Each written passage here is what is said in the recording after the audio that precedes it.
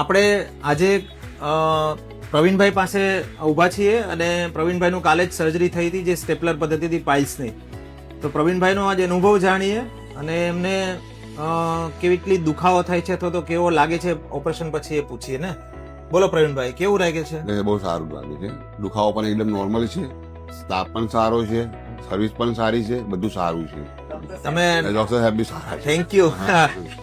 તમે ઓપરેશન પેલા બહુ ડરતા હતા ને દુખાવાથી, તો આજે 24 કલાક થયા છે એકદમ નોર્મલ છે, એટલે જેવું છે જ નહીં. હા, ગભરાતા હતા એટલે કારણે આટલા વર્ષ સુધી ઓપરેશન નહીં કરાય. કેટલા વર્ષથી પીડાતા હતા?